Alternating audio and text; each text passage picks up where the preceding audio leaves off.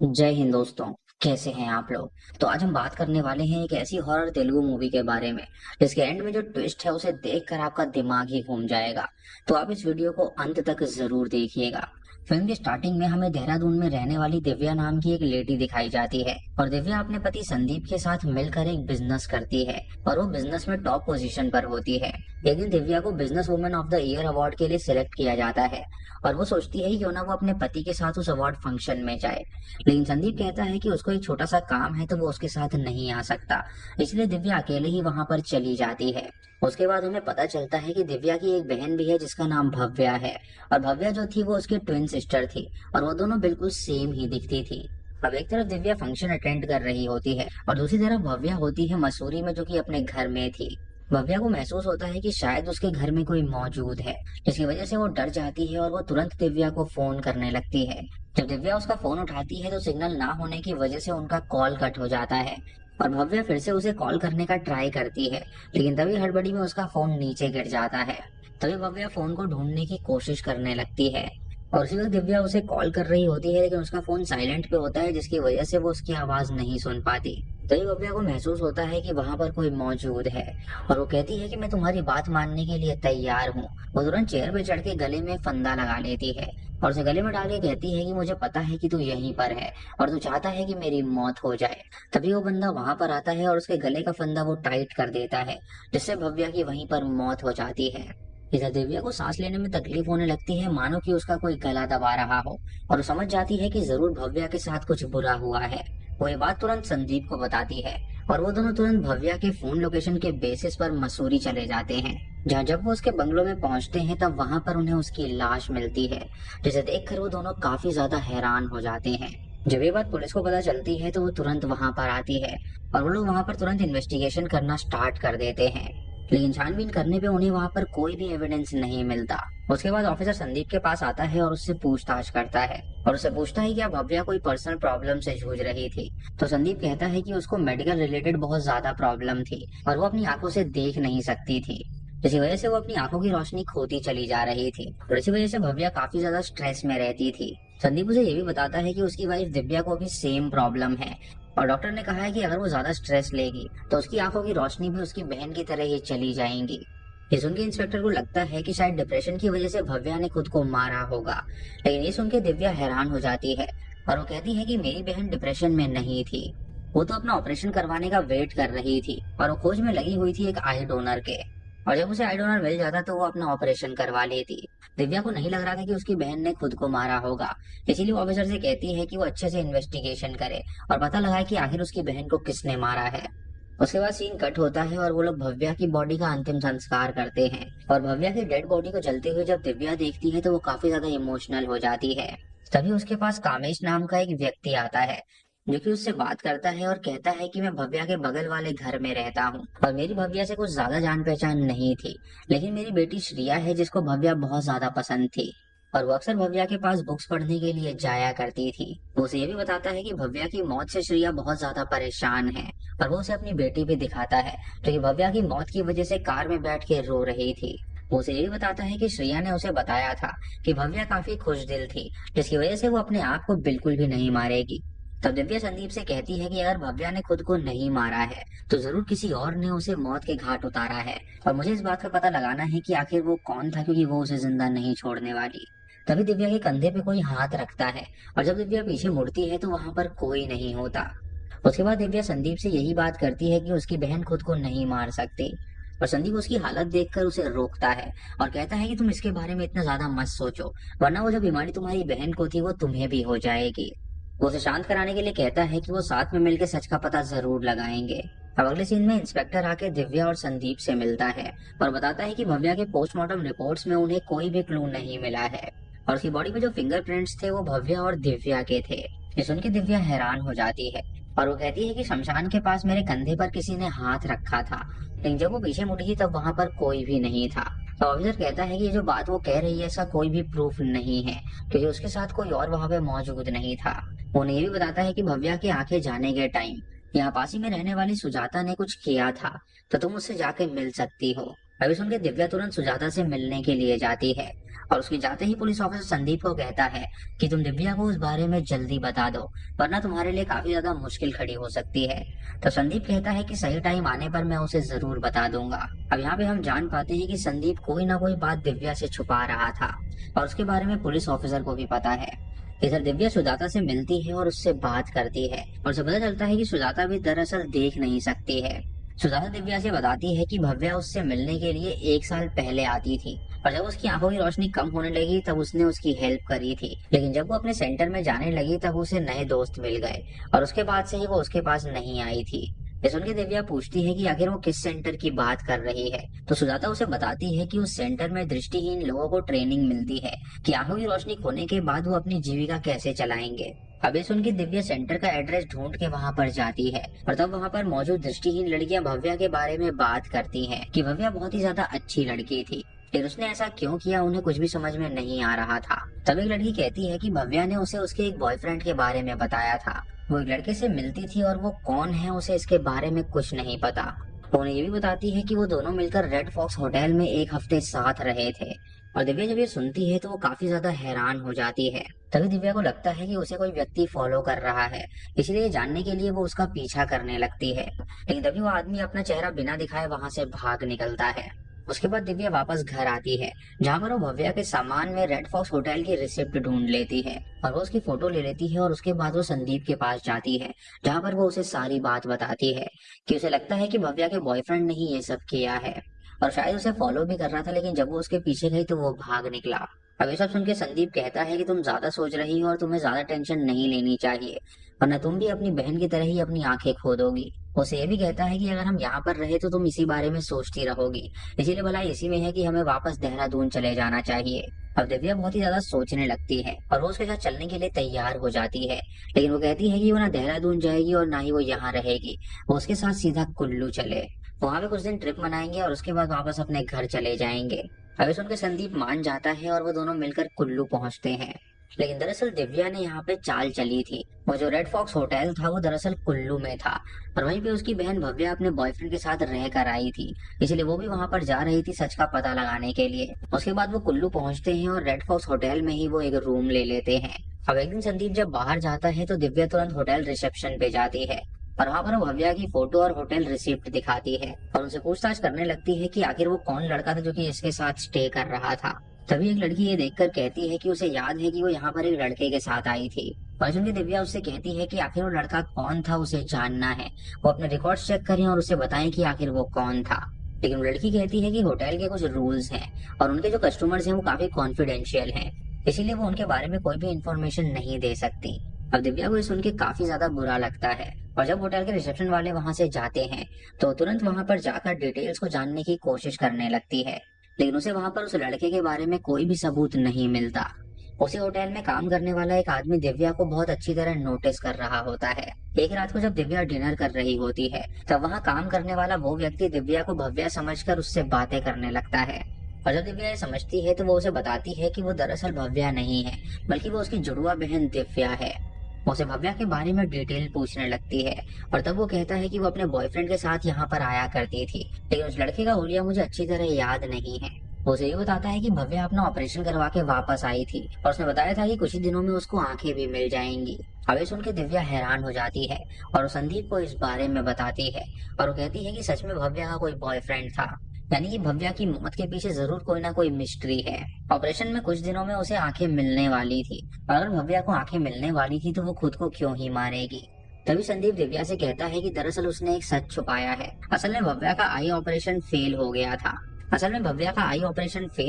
और ये उसे डॉक्टर ने बताया और इसीलिए गुस्से में आके भव्या ने खुद को मार डाला होगा।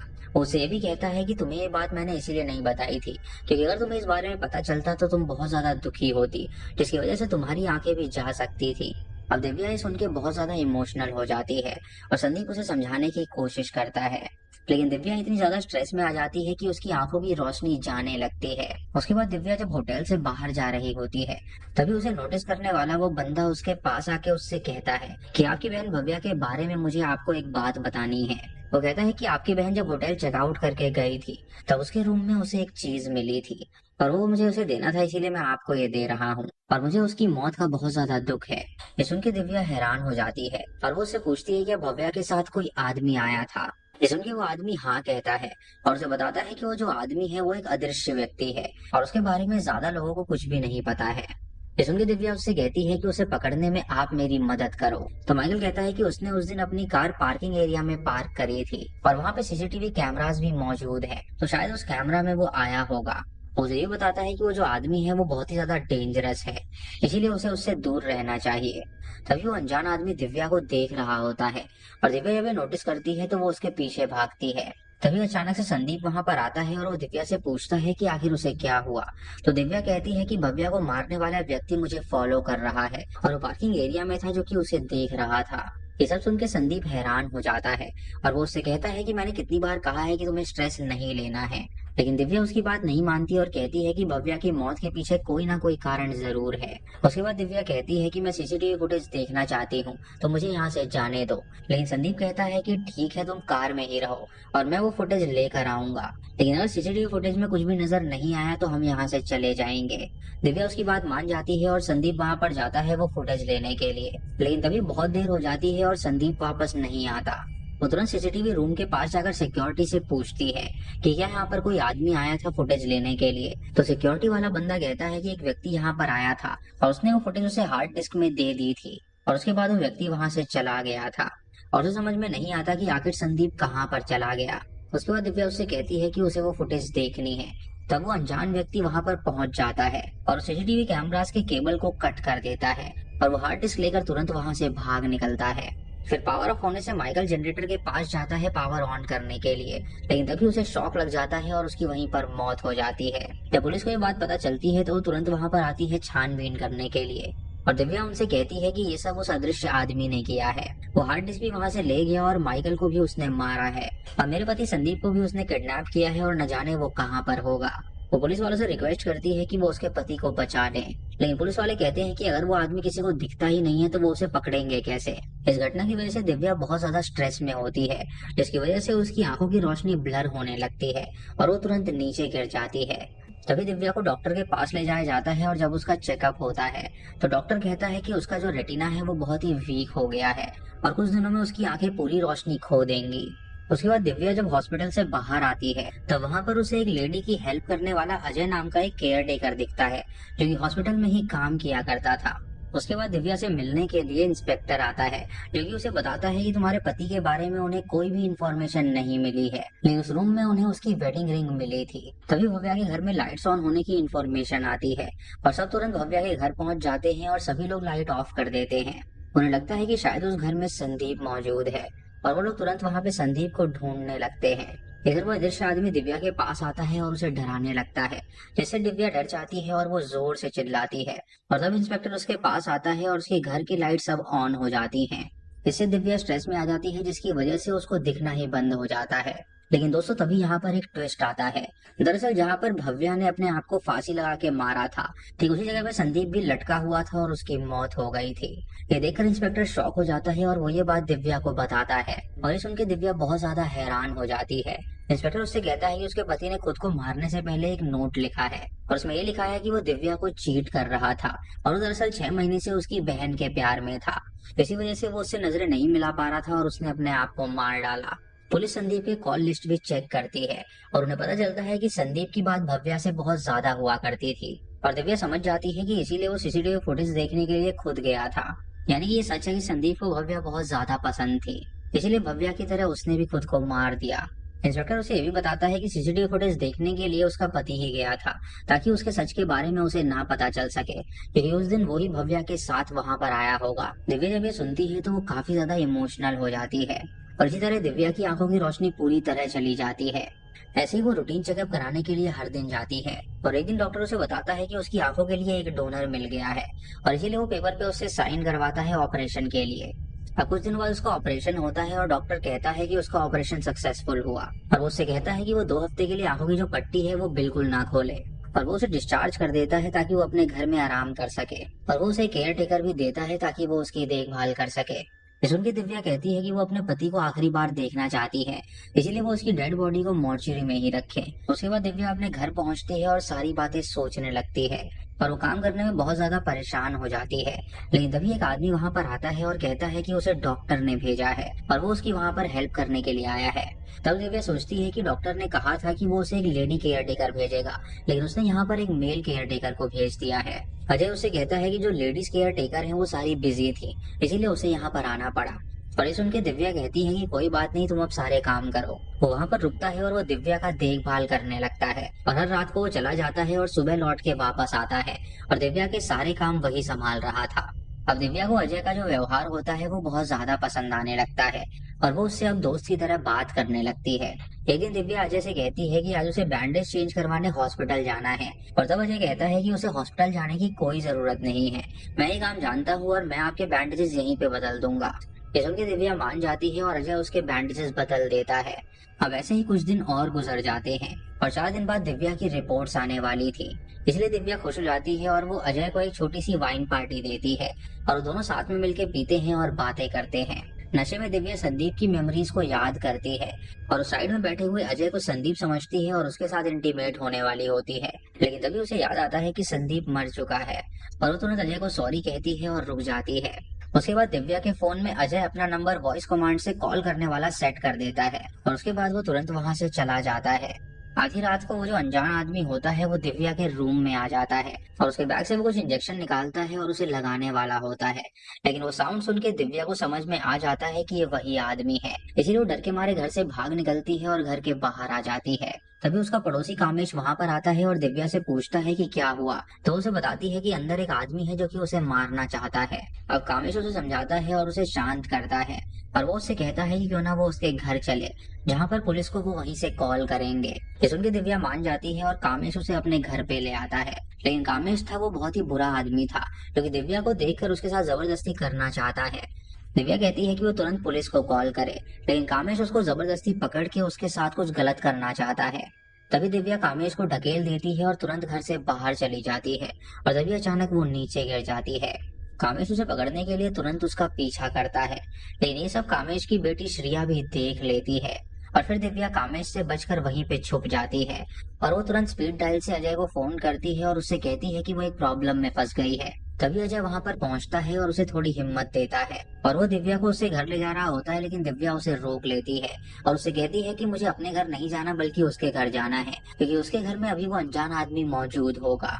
और अजय तुरंत उसे अपने घर ले जाता है और उससे पूछता है क्या उसने पुलिस को इस बारे में बताया, तो दिव्या कहती है कि उसने पुलिस को नहीं बताया है। तब अजय कहता है कि वो कॉफी लेने रूम में जा रहा है और वो अंदर चला जाता है, लेकिन तभी अचानक वहां पर कामेश की बेटी श्रिया आ जाती है और वो दिव्या से कहती है कि पापा ने तुम्हारे साथ बहुत ही गलत व्यवहार किया है और ये सब मैं चुपके से देख रही थी, इसलिए मैं तुम्हें यहाँ पे सच बताने के लिए आई हूँ। वो कहती है कि वो जानती है कि आखिर वो अनजान आदमी कौन है जिसके बारे में वो पता लगाना चाहती है। तो ये सुन के दिव्या शॉक हो जाती है और वो उससे पूछती है कि आखिर वो कौन है। वो लड़की उसे बताती है कि जो उसके पीछे पड़ा था वो कोई और नहीं बल्कि वो अजय है जो कि उसका केयर टेकर है।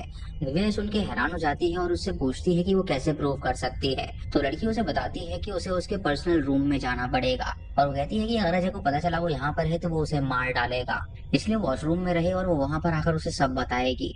तभी अजय वहां पर आता है और वो दिव्या को पास के बेडरूम में ले जाता है और दिव्या जोर से चिल्ला के कहती है कि उसे वॉशरूम जाना है और अजय सुन के उसे वॉशरूम ले जाता है और दिव्या सोचती है कि उसे सच अब जानना ही पड़ेगा और सच जानने के लिए उसे अपनी आंखों की पट्टी खोलनी पड़ेगी। वो अपनी आंखों की पट्टी तुरंत खोल लेती है और दिव्या की आंखें क्लियर हो जाती हैं, जिससे उसे पता चलता है कि उसका ऑपरेशन सक्सेसफुल था। उसके बाद वो श्रिया के बताए हुए रूम में जाती है और उसे वहां पर दीवार पे भव्या की कई सारी फोटोज मिलती हैं। ये देखकर दिव्या शॉक हो जाती है और उसे यकीन हो जाता है कि श्रिया सच कह रही थी। असल में अजय भव्या को प्यार करने वाला व्यक्ति था और जब उसने पहली नजर में भव्या को देखा था तो उसे प्यार हो गया था, लेकिन भव्या ने उससे कहा था कि अगर वो पूरी तरह अपनी रोशनी खो देगी तब जाके वो उसके साथ हमेशा रह सकती है, इसीलिए वो हमेशा भव्या को इंजेक्शन लगाया करता था ताकि उसकी आंखें कभी वापस ना आ पाए। और भव्या को जब ये बात पता चली थी तो वो उससे दूर रहने लगी थी और जब अजय को ये बात पता चली कि भव्या उसको टच में नहीं रखना चाहती तो वो उसके पास गया और उसे टॉर्चर करने लगा। और वही उस दिन भव्या के रूम में आया था और उसे फांसी लगा के उसने ही मारा था। तभी उसे एहसास हुआ था कि उसने बहुत बड़ी गलती कर दी। लेकिन उसके बाद उसने दिव्या को देखा जो कि सेम भव्या की तरह ही दिखती थी, और उसे भव्या की तरह ही दिव्या से भी प्यार हो गया। दिव्या जब ये सब समझती है तो उसे बहुत ज्यादा अजीब लगता है और वो तुरंत घर से भागने का सोचती है। तभी अजय वहां पर आ जाता है जो कि श्रेया को बहुत ही बुरी तरीके से मार डालता है, और ये देखकर दिव्या शॉक्ड हो जाती है। अब अजय को लगता है कि दिव्या की अभी दृष्टि वापस नहीं आई है, इसीलिए वो उससे पूछता है कि क्या उसने देखा कि यहाँ पर क्या हुआ। तो दिव्या उसे झूठ बोलती है कि उसे कुछ भी नजर नहीं आ रहा है, और वो उसे बताती है कि उसे रोना इसीलिए आ रहा है क्योंकि उसे लग रहा था कि श्रेया के पापा बहुत ज्यादा अच्छे हैं, लेकिन उन्होंने उसके साथ जबरदस्ती करने की कोशिश करी। वो उसे ये भी कहती है कि मुझे पता है कि तू ऐसा बिल्कुल भी नहीं है। उसके बाद दिव्या उसे बताती है कि शायद उसका आई ऑपरेशन फेल हो गया है, जिसकी वजह से उसे कुछ भी नजर नहीं आ रहा है। अब यहाँ पर वो उसे झूठ बोल रही थी ताकि वो उसे फंसा सके। तभी अजय को उस पर शक होता है कि शायद वो झूठ बोल रही है, इसलिए वो टेस्ट करने के लिए उसकी आंखों के पास चाकू रखता है। लेकिन वो देखता है कि दिव्या डर नहीं रही, इसका मतलब वो देख नहीं रही है। उसके बाद अजय डेड बॉडी को कवर करता है और उसे पैक करके वो बाहर ले जाता है। और फिर दिव्या सोचती है कि कैसे भी यहाँ से भागना होगा। उसके बाद अजय अंदर आता है और वो दिव्या के लिए कॉफी बनाता है, और वो कुछ लिक्विड उसकी कॉफी में डालता है और दिव्या ये नोटिस कर लेती है। दिव्या देखकर हैरान हो जाती है और जानबूझकर वो कप को गिरा देती है और नाटक करने लगती है कि मानो कि वो कप उससे गलती से गिर गया हो। अब अजय जब ये देखता है तो उसे शक हो जाता है कि शायद इसकी रोशनी वापस आ गई है, और वो अपने कप में भी वही लिक्विड डालता है और उसे वो पीने के लिए देता है, और दिव्या उस कप को भी गिरा देती है। वो समझ जाता है कि दिव्या की आंखें वापस आ गई हैं, और वो तुरंत उसे फ्रिज के पास ले जाता है और उसे वो फ्रिज खोलने के लिए कहता है। और जब दिव्या उस फ्रिज को खोलती है तो उसके अंदर असली वाले केयर टेकर अजय की लाश पड़ी होती है, जिसे देखकर वो बहुत ज्यादा डर जाती है। यानी कि ये अजय नहीं था, बल्कि अजय को मार के इसने उसकी आइडेंटिटी ले ली थी, और इस बंदे का जो असली नाम है वो नीलेश है। नीलेश उससे कहता है कि उसे नहीं पता उसकी लाइफ के बारे में। उसकी माँ भी अंधी है और उसने उसकी माँ का बहुत ज्यादा ख्याल रखा, और उसके बाद वो ब्लाइंड हॉस्पिटल में गया, जहाँ पर वो बाकी ब्लाइंड लोगों का ख्याल रखने लगा। उसे लगने लगा कि उसकी लाइफ का कोई मकसद ही नहीं है, मानो कि वो किसी अंधकार में हो। लेकिन एक दिन जब उसने भव्या को देखा तो उसे उससे प्यार हो गया, और भव्या को दिखता नहीं था, इसीलिए वो भी उसके प्यार में पड़ गई थी। लेकिन एक दिन ऐसा हुआ जिसकी वजह से उसे भव्या को मारना पड़ा। वो दिव्या को ये भी कहता है कि उसकी आंखें अब वापस आ गई हैं, लेकिन उसे आंखों से देखने वाले लोग बिल्कुल भी पसंद नहीं है, इसीलिए उसे वापस से अंधा होना पड़ेगा ताकि वो उसके प्यार में पड़े और वो दोनों एक साथ रह सके। ये सुन के दिव्या शॉक हो जाती है और उससे बच के वहां से भागने की कोशिश करती है। वो तुरंत सुजाता के घर पहुंचती है और उसे सारी बात बताती है। तभी दिव्या का पीछा करते हुए नीलेश भी वहां पर पहुंच जाता है, और तभी दिव्या उसे चाकू दिखाती है और सुजाता से कहती है कि वो पुलिस को कॉल करे। लेकिन दोस्तों यहीं पर एक ट्विस्ट आता है। जब सुजाता पुलिस को कॉल करने वाली होती है तो नीलेश उसे माँ कह के पुकारता है और कहता है कि तुम पुलिस को कॉल मत करो। अब यहाँ पे हमें पता चलता है कि असल में सुजाता ही नीलेश की माँ है, और ये जानकर दिव्या हैरान हो जाती है और सुजाता से कहती है कि वो तुरंत पुलिस को कॉल करे क्योंकि उसके बेटे ने उसकी बहन को मारा है।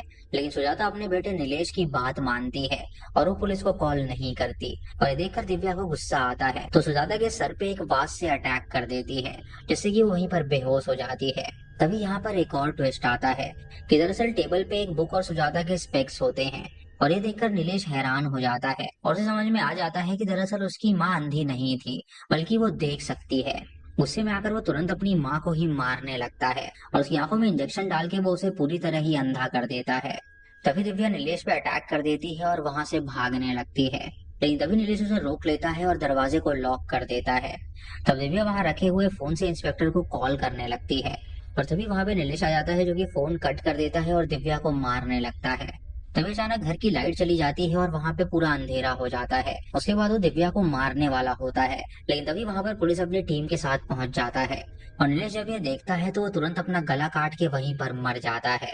दिव्या तुरंत पुलिस के पास आती है और नीलेश का बिहेवियर देखकर वो बहुत ज्यादा डर गई थी, इसीलिए स्ट्रेस में आके वो फिर से अपनी आंखों की रोशनी खो देती है। उसके बाद हमें कुछ दिनों बाद का सीन दिखाया जाता है, जहाँ पर दिव्या डॉक्टर के साथ मॉर्चरी में जाती है और संदीप की डेड बॉडी को छूती है, और जब वो उसकी आंखों को छूती है तो उसे पता चलता है कि उसकी आंखें वहां पर नहीं हैं। डॉक्टर उसे बताता है कि दरअसल संदीप ने ही अपनी आंखें उसे दान करी थी, और ये सुन के दिव्या काफी ज्यादा हैरान हो जाती है और सोचती है कि संदीप उसे सच में बहुत ज्यादा प्यार करता था। डॉक्टर उसे बताता है कि उसका फिर से ऑपरेशन करना पड़ेगा और उसकी आंखें वापस आ जाएंगी, और उसके लिए एक डोनर पहले से ही तैयार है। तो दिव्या डॉक्टर को ऑपरेशन करने से मना कर देती है और कहती है कि उसके पास अभी जो आंखें हैं वो उसके संदीप की हैं, और वो उसी की आंखों के साथ उसकी मेमोरीज से ही जी लेगी। वो सारी जिंदगी दृष्टिहीन ही रहने का फैसला करती है और इसी के साथ ये मूवी यहीं पर खत्म हो जाती है। तो दोस्तों ये थी इस फिल्म की कहानी। और ये कहानी आपको कैसी लगी हमें कमेंट सेक्शन में जरूर बताइएगा।